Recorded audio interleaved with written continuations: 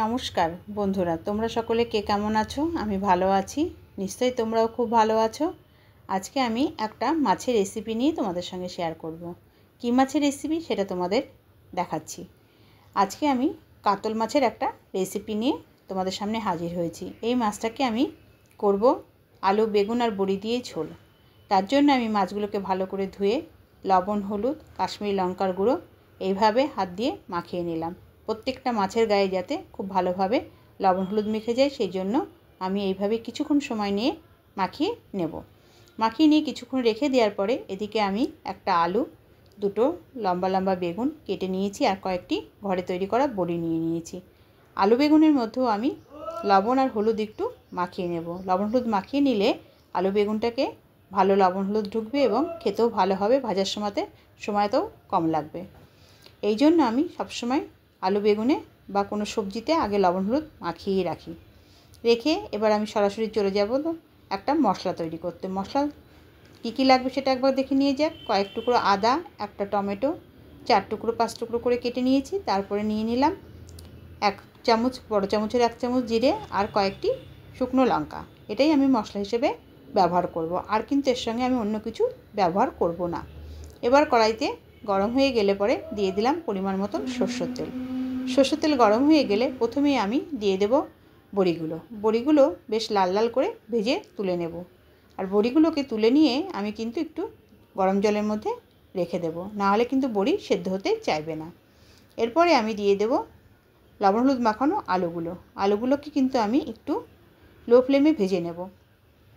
বেশি হাই ফ্লেমে ভাজলে কিন্তু আলু বেশি লাল হয়ে যাবে, কিন্তু ভেতরটা কাঁচাই থাকবে। এরপরে আমি আলু তুলে নেওয়ার পরে ওই তেলের মধ্যেই দিয়ে দেব লবণ হলুদ মাখানো বেগুনগুলো এতটাই কচি, ভাজতে একদমই সময় লাগবে না, তাড়াতাড়ি ভাজা হয়ে যাবে। একটু এপিট ওপিট করে নিয়ে আমি লাল হয়ে গেলেই তুলে নিলাম। যে তেলটা অবশিষ্ট থাকলো সেই তেলের মধ্যেই আমি এবার মাছের থেকে কিছুটা পরিমাণ মাছ নিয়ে দিয়ে দিলাম। মাছগুলোকেও কিন্তু আমার লো ফ্লেমেই ভাজতে হবে, হাই ফ্লেমে ভাজলে চলবে না। মিডিয়াম টু লো ফ্লেমে দিয়ে আমি মাছগুলোকে ভেজে নেব বেশ কড়া করে। এরকম এক পিঠ হয়ে গেলে আর এক পিঠ উল্টে দিয়ে আমি বেশ নাড়াচাড়া করে মাছগুলোকে ভেজে নেব। দেখো আমার মাছগুলো বেশ লাল লাল হয়ে গেছে। এরকম অবস্থাতেই আমি মাছগুলোকে এবার একটা একটা করে তুলে নেব। মাছ ভাজা হয়ে গেলে যে তেল থাকবে সেই তেলটার মধ্যে কিন্তু আমি এবার সম্পূর্ণ রেসিপিটা তৈরি করব। এই তেলের মধ্যে আমি দিয়ে দিলাম 2টো শুকনো লঙ্কা, জিরে ফোড়ন আর 2টো তেজপাতাকে আমি একটা তেজপাতাকে কেটে নিয়ে 2 টুকরো করে নিয়েছি, নিয়ে দিয়ে দিলাম কিছুটা পরিমাণে গরম মশলা, লবঙ্গ, দারচিনি আর এলাচ দিয়ে আমি এবার যে মশলাটা আমি পেস্ট করে রেখেছিলাম সেই মশলাটা দিয়ে দেব। এবার মিক্সিং জার ধোয়া জলটাও আমি এই মশলার মধ্যে দিয়ে দিচ্ছি। যেহেতু এই মশলার প্রচুর লেগে আছে গায়ে, সেটা ধুয়ে আমি জলটা দিয়ে দিলাম। দিয়ে ভালো করে আমি কষিয়ে নেব। কষানোর আগে কিন্তু আমি পরিমাণ মতন স্বাদ অনুযায়ী লবণ দেব আর দেব হলুদ। যেহেতু আমার এখানে শুকনো লঙ্কা দিয়ে আমি ঝোলটা করছি, ওই জন্য আর কিছু আমি কিন্তু এখানে ব্যবহার করব না। বেশ এবার মশলাটা নাড়াচাড়া করে নিয়ে যতক্ষণ পর্যন্ত এর মশলা থেকে তেল না বেরোয় ততক্ষণ পর্যন্ত মশলাটাকে আমার বেশ কষিয়ে নিতে হবে। মশলাটা ভালো করে কষানো হয়ে গেলে কিন্তু এই মশলা থেকে কাঁচা গন্ধটাও চলে যাবে।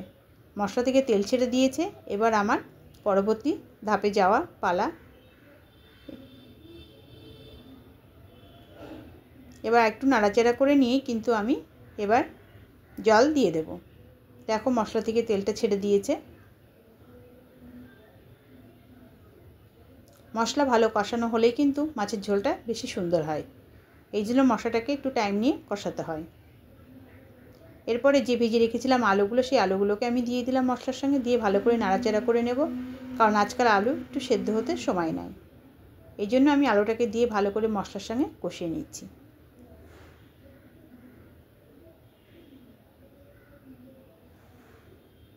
কষানো হয়ে গেছে, এবার আমি ঝোল দিয়ে দেব। দেখো পরিমাণ মতন ঝোল দিয়ে দিলাম। ঝোলটা ভালো করে ফুটে ওঠা পর্যন্ত আমাকে অপেক্ষা করতে হবে।